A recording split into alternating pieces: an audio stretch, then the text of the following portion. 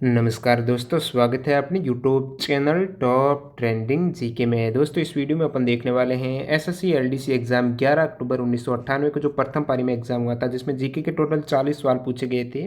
वो यहाँ पर एक्स्ट्रा और इम्पोर्टेंट फैक्ट सहित कवर होने वाले हैं, तो वीडियो के एंड तक जरूर बने रहना। दोस्तों यहाँ से अपन एक सीरीज स्टार्ट कर रहे हैं जिसमें एसएससी के जो बहुत पुराने ऑफलाइन एग्जाम हुआ करते थे, जैसे कि 1998 से लेकर 2016 तक जो ऑफलाइन एग्जाम जितने भी हुए हैं, उसमें सारे जीके के सवाल अपन एक्स्ट्रा फैक्ट सहित कवर करेंगे। तो इस वीडियो में आप कमेंट करके ज़रूर बताना ये सीरीज़ आपको चाहिए या फिर नहीं चाहिए। यदि अच्छा रेस्पॉन्स आया वीडियो में तो ज़रूर यहाँ पर बहुत ही कम समय में यहाँ पर ये सारे पेपर आपके कवर हो जाएंगे।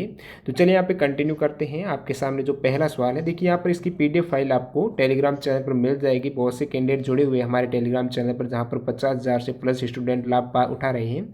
तो आप भी जुड़ सकते हो, जहाँ पर फ्री ऑफ कॉस्ट सारे वीडियो की पीडीएफ फाइल अवेलेबल रहती है। तो आपको कैसे जुड़ना है, डिस्क्रिप्शन बॉक्स में लिंक है, वहाँ से आप जुड़ सकते हो, या फिर डायरेक्टली टेलीग्राम एप्लीकेशन में आपको सर्च करना है @TopTGK, वहाँ से भी आप ज्वाइन हो सकते हो।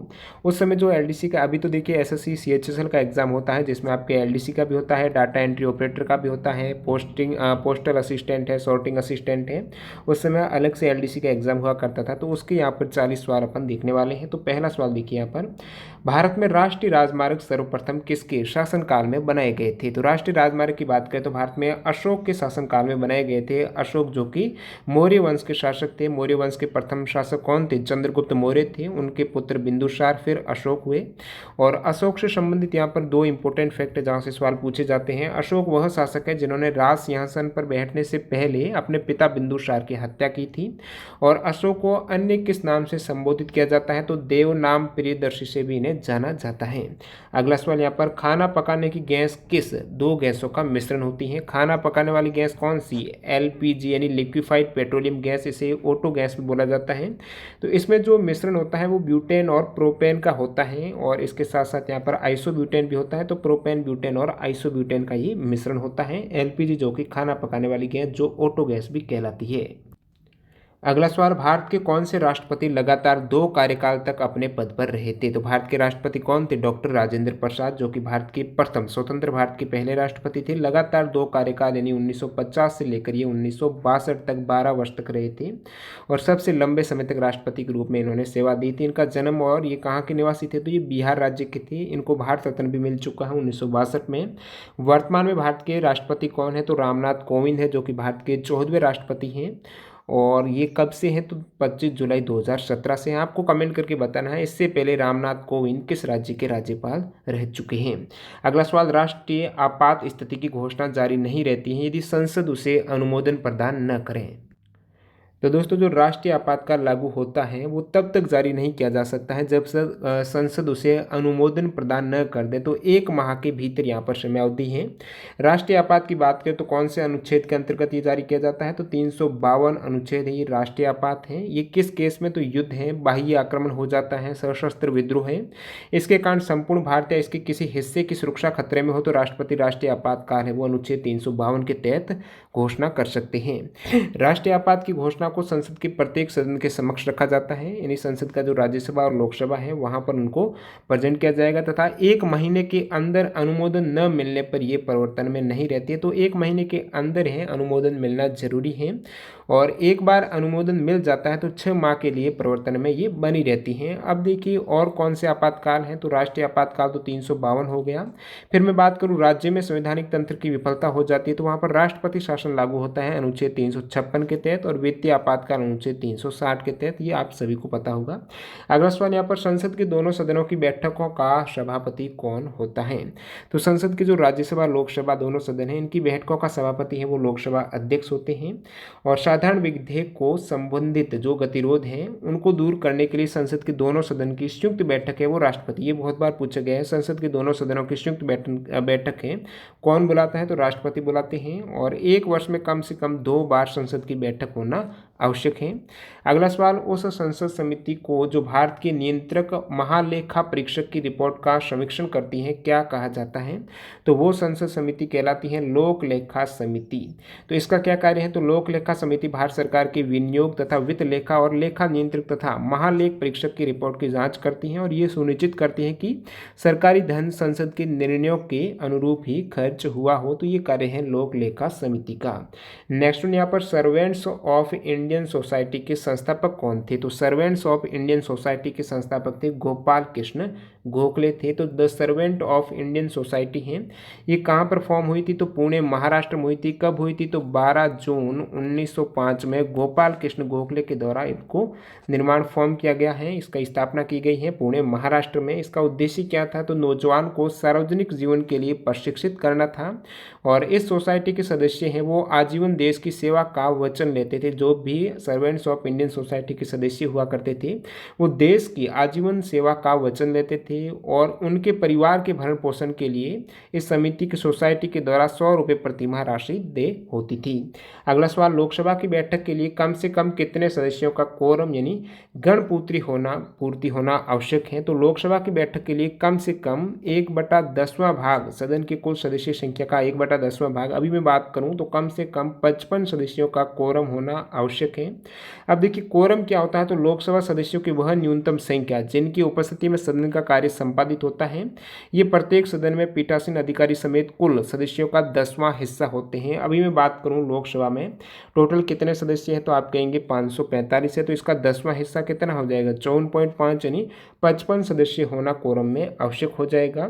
लोकसभा में अधिकतम सदस्य संख्या आपको पता है 552 हो सकती है, जिसमें 530 तो सदस्य राज्यों का प्रतिनिधित्व करेंगे, 20 सदस्य यहाँ पर संघ शासित प्रदेशों का और 2 सदस्य राष्ट्रपति के द्वारा एंग्लो इंडियन समुदाय से नामित किए जाते हैं। वर्तमान में टोटल सदस्य है 545।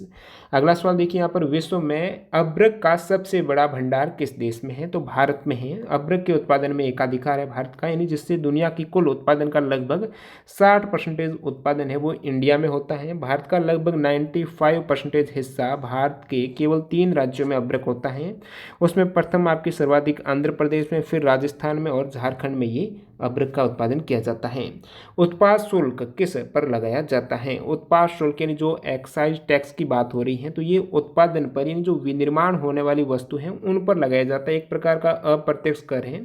जो मैन्युफैक्चर होती है, विनिर्मित होती है वस्तुएं, उन पर यानी उत्पादन पर लगाया जाने वाला टैक्स हो जाएगा एक्साइज या पर उत्पाद शुल्क। बांदीपुर वन्यजीव अभ्यारण्य किस राज्य में स्थित है? तो ये कर्नाटक में है। ये प्रोजेक्ट टाइगर के तहत सन 1973 में एक टाइगर रिजर्व के रूप में स्थापित किया गया था। बांदीपुर वन्यजीव अभ्यारण्य है कर्नाटक राज्य में। अगला सवाल, प्रकाश संश्लेषण की दर किस रंग के प्रकाश में सबसे अधिक होती है? तो फोटोसिंथेसिस जो प्रकाश संश्लेषण है उनकी दर है वो लाल प्रकाश में सबसे अधिक होती है और लाल के बाद आता है बैंगनी रंग का प्रकाश। इनमें सबसे अधिक क्रिया होती है क्योंकि दोनों रंग क्लोरोफिल द्वारा सर्वाधिक अधिक मात्रा में अवशोषित किए जाते हैं। अब सवाल आ जाए कि प्रकाश संश्लेषण की दर किस रंग के प्रकाश में सबसे कम होती है? तो मिनिमम जो फोटोसिंथेसिस होती है वो होती है ग्रीन लाइट के प्रकाश में, हरे रंग के प्रकाश में। जिम कार्बेट राष्ट्रीय पार्क किस राज्य में स्थित है? तो ये उत्तराखंड में है। जिम कार्बेट नेशनल पार्क है, ये सबसे पुराना ओल्डेस्ट नेशनल पार्क है भारत का, जो कि स्थापित हुआ था 1936 में और ये उत्तराखंड के नैनीताल जिले के रामनगर नगर में स्थित है। इसका नाम है वो जिम कार्बेट के नाम पर, व्यक्ति के नाम पर रखा गया है जिन्होंने इसकी स्थापना में महत्वपूर्ण भूमिका निभाई थी। और ये बाघ परियोजना पहल के तहत आने वाला पहला पार्क है जिम कार्बेट, जो कि उत्तराखंड में है, नैनीताल में। अगला सवाल देखिए, ओजोन परत का अवक्षय मुख्यतः किसके कारण होता है? तो ओजोन परत का जो क्षय होता है वो CFC यानी क्लोरोफ्लोरोकार्बन के कारण होता है। ओजोन परत किस मंडल में है? तो पृथ्वी के समताप मंडल में है, स्ट्रेटोस्फीयर में पाई जाती है और ये सूर्य से आने वाली जो UV अल्ट्रावायलेट किरण है वो पृथ्वी तक आने से रोकती हैं। कैथोड किरणें क्या होती हैं? तो कैथोड जो रे है वो उच्च ऊर्जा वाले इलेक्ट्रॉन का पुंज होता है, तो उच्च ऊर्जा वाले इलेक्ट्रॉन पुंज कैथोड हो जाएगी। कैथोड यानी जो किरणें ऋणात्मक होती हैं इसलिए ये कैथोड से एनोड की तरफ गमन करती हैं। ये इलेक्ट्रॉन की बनी होती है और अपनी सतह के लंबवत निकलती हैं। कैथोड किरणों का वेग प्रकाश के वेग का 1/10 गुना होता है। समुद्र में स्थित किसी वस्तु की स्थिति किस यंत्र के द्वारा मालूम की जा सकती है? यानी समुद्र की जो गहराई का पता करने के लिए स्थित कोई भी वहाँ पर समुद्र में ऑब्जेक्ट है उसकी स्थिति है कितनी दूर है, ये पता करने के लिए सोनार का उपयोग किया जाता है, यानी साउंड नेविगेशन एंड रेंजिंग का उपयोग किया जाता है। ये सोनार की फुल फॉर्म है। और सोनार में क्या होता है, इसमें अल्ट्रासोनिक वेव भेजी जाती है जो ऑब्जेक्ट से टकरा कर वापस आती है, तो पता चलता है कहाँ पर कितना दूर ऑब्जेक्ट है, क्योंकि उसके वेग से पता चल जाता है अल्ट्रासोनिक वेव से कब गई है वापस, कितना समय लगा है, तो उसके अकॉर्डिंग समय और चाल से दूरी का पता चल जाता है, कितना ऑब्जेक्ट बड़ा है उसका भी पता चल जाता है, कितनी वापस आई है परावर्तित होकर उसके अकॉर्डिंग। फ्री ट्रेड का अभिप्राय क्या है? यानी मुक्त व्यापार। तो फ्री ट्रेड यानी मुक्त व्यापार हो जाएगा एक अंतर्राष्ट्रीय व्यापार जिसमें माल तथा सेवाओं का अनियंत्रित आदान प्रदान। मतलब फ्री ट्रेड में एक ऐसी पॉलिसी है जिसमें कोई भी प्रतिबंध नहीं होता है इंपोर्ट और एक्सपोर्ट का आदान प्रदान में, कि आपकी कोई भी प्रतिबंध नहीं होता है। सममूल्य किससे संबंधित है? तो वह दर जिस पर शेयर जारी किया जाता है ये सममूल्य हो जाएगा। आकाश में तारे क्यों टिमटिमाते हैं? तो वायुमंडल की विभिन्न परतों से बार बार अपवर्तन होता है, तो अपवर्तन के कारण ये तारे अपन को टिमटिमाते हुए नजर आएंगे। चमगादड़ जो बैट्स हैं उसमें क्या पाया जाता है? तो उसमें प्राश्रव्य ध्वनि तंत्र यानी अल्ट्रासोनिक जो साउंड वाला सिस्टम है वो रहता है चमगादड़ में। उसकी सहायता से चमगादड़ है वो शिकार करती है रात्रि के समय में। और अल्ट्रासोनिक जो प्राश्रव्य ध्वनि की बात करूं तो इसकी फ्रीक्वेंसी कितनी होती है? तो 20,000 हर्ट्ज यानी 20 किलो हर्ट्ज से ज़्यादा इसकी आवृत्ति होती है प्राश्रव्य ध्वनि तरंग की। अगला सवाल, विटामिन ए की कमी के कारण सामान्यतः शरीर का कौन सा अंग प्रभावित होता है? काफ़ी इजी सवाल रहेगा। आँख है, आपको पता है विटामिन ए की कमी से रतौंधी यानी आपके निक्टोलोपिया रोग हो जाता है। ये सवाल इससे पहले भी एक वीडियो में कवर करा चुका हूँ जिसमें सवाल पूछा गया था निक्टोलोपिया रोग किससे संबंधित है? तो ये विटामिन ए की कमी के कारण होने वाला जो रतौंधी रोग है, नाइट ब्लाइंडनेस है, रात्रि को नहीं दिखता है। और यहाँ पर विटामिन ए की कमी से कौन सा रोग होता है? तो जीरोफथलेमिया होता है। जीरोफथलेमिया रोग में क्या होता है? कॉर्निया है ये सूखकर सूज जाता है, सूजन आ जाते हैं। विटामिन ए का रासायनिक नाम है रेटिनॉल। अगला सवाल, अफ्रीका में जायरे देश ने फिर से अपना कौन सा मूल नाम रख दिया है? तो ये सवाल जब 1998 में एग्जाम हुआ था उसके अकॉर्डिंग करंट अफेयर्स का अच्छा सवाल था। तो अफ्रीका में जायरे देश ने फिर से अपना कौन सा नाम, देखिए अभी जो कांगो आप देश है, कांगो रिपब्लिकन है अफ्रीका का जो देश है कांगो, ये उसका नाम इससे पहले जायरे था। कांगो नाम कब हुआ है? तो ये तो 1997 में इसका नाम कांगो रखा गया है। इससे पहले नाम क्या था? जायरे था। अगला सवाल देखिए, भारतीय सेना के प्रथम फील्ड मार्शल कौन थे? तो देश के पहले जो फील्ड मार्शल थे वो सैम मानकशो थे और इन्हें जनवरी 1973 में राष्ट्रपति ने फील्ड मार्शल पद से सम्मानित किया था। तो फील्ड मार्शल का पद क्या होता है? तो भारतीय सेना में ये सर्वोच्च होता है जिसमें 5 स्टार जनरल ऑफिसर रैंक रहती हैं। ये पद सम्मान स्वरूप प्रदान किया जाता है, इसमें सम्मानित किया जाता है। तो ये पद दिया जाता है। अब तक 2 व्यक्तियों को दिया जा चुका है। आज तक सिर्फ 2 सैन्य अधिकारियों ने इस पद को धारण किया है। उसमें पहले तो field marshal Sam Manekshaw, second यहाँ पे हैं KM करियप्पा। अगला सवाल देखिए, गांधी फिल्म का निर्माण किसने किया था? तो ये जो डायरेक्टर हैं, गांधी मूवी जो 1982 में आई थी, तो रिचर्ड एटनबर्ग इनके डायरेक्टर हैं। अगला सवाल, प्राथमिक या फिर बुनियादी रंग कौन से होते हैं? तो यहाँ पर 2 दृष्टि के अकॉर्डिंग बता रहा हूँ मैं। एक तो प्राथमिक रंग है जो पेंटिंग के अकॉर्डिंग रहते हैं, एक जो प्रकाश के रंग भौतिक फिजिक्स के अकॉर्डिंग बात करें तो दोनों में अलग अलग आंसर रहेगा। यदि मैं प्राथमिक रंग की बात करूँ जो कि चित्रकारी पेंटिंग में काम आते हैं तो लाल, नीला, पीला, वो प्राथमिक रंग कौन से होते हैं? तो वो रंग जो किसी मिश्रण के द्वारा प्राप्त नहीं होते हैं, इनके स्वयं का अस्तित्व होता है, किसी अन्य के मिश्रण 2 मिश्रण करने से ये रंग प्राप्त नहीं होता है। तो प्राथमिक रंग के मिश्रण से सभी रंग बनाए जाते हैं जो सेकेंडरी कलर रहते हैं। तो प्राथमिक रंग में आपकी चित्रकारी पेंटिंग में तो लाल, नीला और पीला रहता है। और मैं फिजिक्स की बात करूँ जो प्रकाश के रंग रहते हैं उसके जो मिलने से रंग बनते हैं, तो उसमें जो अपने आप में अलग रंग है मिश्रण से नहीं बनते, तो उसमें जो प्राथमिक रंग है फिजिक्स में यानी प्रकाश के रंग के अकॉर्डिंग लाल, नीला, हरा, इसमें कौन सा है? लाल, नीला, पीला। तो पीले के स्थान पर फिजिक्स में आपकी हरा है यहाँ पर, तो ये आपको ध्यान में रखना है डिफरेंस। अगला सवाल, अंतर्राष्ट्रीय न्यायालय का मुख्यालय कहाँ पर है? तो नीदरलैंड हेग में इसका हेडक्वार्टर है। इंटरनेशनल जो कोर्ट ऑफ जस्टिस है, इसकी स्थापना कब हुई थी? 1945 में हुई थी। और वर्तमान में अंतर्राष्ट्रीय न्यायालय के अध्यक्ष कौन है? तो प्रेसिडेंट है अब्दुल क्वी यूसुफ हो जाएंगे। और ICJ में 9 साल के लिए यहाँ पर महासभा और सुरक्षा परिषद के द्वारा टोटल 15 न्यायाधीशों का एक पैनल चुना जाता है। तो 9 साल तक इनका टेन्योर रहता है 15 न्यायाधीशों का, जो कि सुरक्षा परिषद और महासभा के द्वारा ये चुना जाता है। त्रिशूल किस प्रकार का प्रक्षेपास्त्र है? तो त्रिशूल जो मिसाइल है वो सरफेस भूमि से वायु का ये वार करती हैं। तो जो त्रिशूल का आपको पूछा गया था तो ये भूमि से वायु का हो जाएगा प्रक्षेपास्त्र। त्रिशूल मिसाइल कम दूरी का जमीन से हवा में मार करने वाला एक समन्वित मार्गदर्शित मिसाइल विकास कार्यक्रम में DRDO और BDL यानी भारत डायनेमिक्स लिमिटेड के द्वारा विकसित किया गया था। समन्वित मार्गदर्शित जो ये कार्यक्रम था इसके तहत DRDO और किसने विकसित किया था? BDL ने किया था। और ये जो भूमि से वायु में मार करने वाला एक मिसाइल हो जाएगा त्रिशूल। अन्य यहाँ पर इंपॉर्टेंट मिसाइल की बात करूँ भारत के, जहाँ से सवाल आ सकते हैं कहाँ से कहाँ तक मार करते हैं, तो आकाश की बात करें तो ये सरफेस टू एयर हो जाएगा मिसाइल। पृथ्वी है सरफेस से सरफेस यानी भूमि से भूमि। अग्नि हो जाएगा surface to surface ballistic missile है। और शौर्य है ये सरफेस टू सरफेस है, शौर्य भी ब्रह्मोस क्रूज मिसाइल है। अब देखिए क्रूज मिसाइल और बैलिस्टिक मिसाइल में क्या अंतर होता है। तो क्रूज मिसाइल हैं ये छोटे होते हैं, बैलिस्टिक बड़े होते हैं, तो इनको छिपाया जा सकता है। देखिए मिसाइल को नष्ट कर सकते हैं दुश्मन, तो यदि दुश्मन को पता नहीं चलेगा मिसाइल आई या फिर नहीं आई, तो क्रूज मिसाइल को छिपा सकते हैं, पता नहीं चलता, छोटे होते हैं ना इसलिए। और इसमें ईंधन भी कम आता है। छोटे जो बम ले जाने के लिए, भारी बम के लिए बैलिस्टिक मिसाइल है, इनका लक्ष्य बहुत तीव्र तेज होता है और लक्ष्य को भेजने में ये बहुत ज़्यादा सक्षम है। तो क्रूज मिसाइल पृथ्वी की सतह के समानांतर चलते हैं और इनका निशाना बिल्कुल सटीक रहता है, एकदम एग्जैक्ट। अगला सवाल, नेताजी सुभाष राष्ट्रीय खेल संस्थान कहाँ पर स्थित है। बहुत बार ये एग्जाम में सवाल आता है, तो ये पटियाला में है, नेताजी सुभाष राष्ट्रीय खेल संस्थान है। और ये भारतीय खेल प्राधिकरण जो SAI है, स्पोर्ट अथॉरिटी ऑफ इंडिया है, उसका एक शैक्षणिक संस्थान है। इसका पहले नाम था राष्ट्रीय खेल संस्थान और ये एशिया का सबसे बड़ा खेल संस्थान है। अगला सवाल, कथकली नृत्य का उद्गम किस राज्य में हुआ, तो केरल से हुआ है। इससे जुड़ा हुआ नाम कथक है, ये यूपी उत्तर प्रदेश का शास्त्रीय डांस है।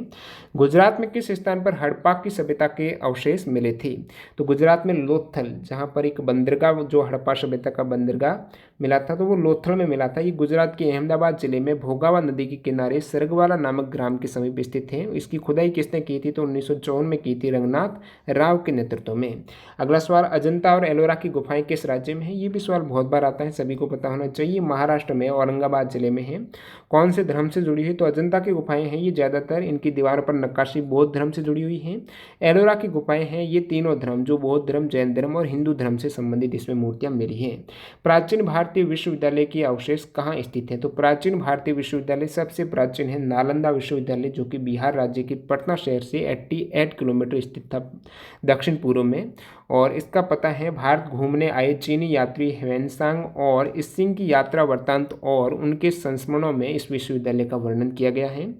और भारत के प्राचीन शिक्षण संस्थानों में नालंदा के बाद किसका नंबर आता है, तो तक्षशिला का आता है, जो कि वर्तमान में पाकिस्तान देश में है ये तक्षशिला। और जो प्राचीन है वो नालंदा बिहार में हो जाएगी। मुस्लिम लीग का प्रथम सम्मेलन कहाँ हुआ था, तो मुस्लिम लीग का प्रथम सम्मेलन 1908 में हुआ था अमृतसर में। अब मैं मुस्लिम लीग की बात करूँ तो ढाका के नवाब सलीमुल्लाह ने 30 दिसंबर 1906 को ढाका में एक बैठक में अखिल भारतीय मुस्लिम लीग की स्थापना की घोषणा की थी।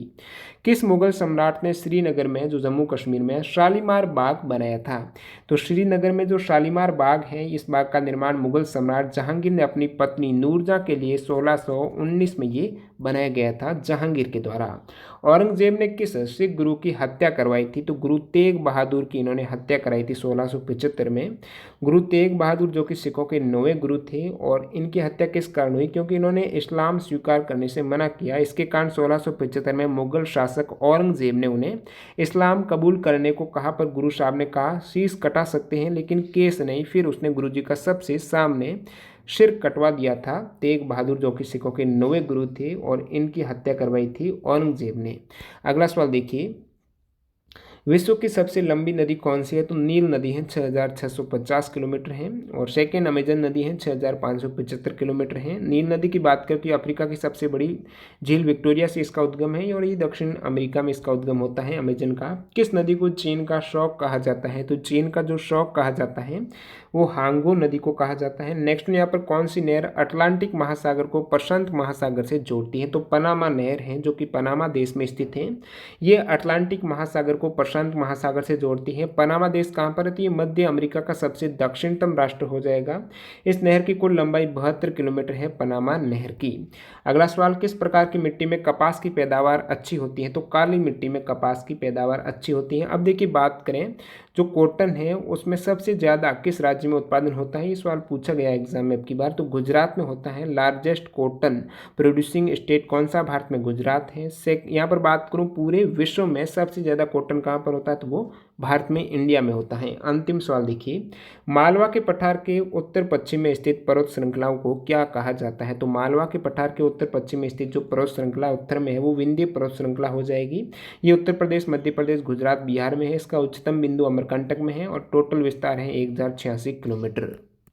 तो दोस्तों यहाँ पर एसएससी एलडीसी का जो 1998 में एग्जाम हुआ था उसके 40 इंपॉर्टेंट एक्स्ट्रा फैक्ट सहित क्वेश्चंस कवर हो चुके हैं। वीडियो कैसा लगा कमेंट करके जरूर बताइए, अपने दोस्तों के साथ शेयर कीजिए। चैनल पर पहली बार विजिट कर रहे हैं तो चैनल को सब्सक्राइब करके पास के बेल आइकन को जरूर क्लिक करना।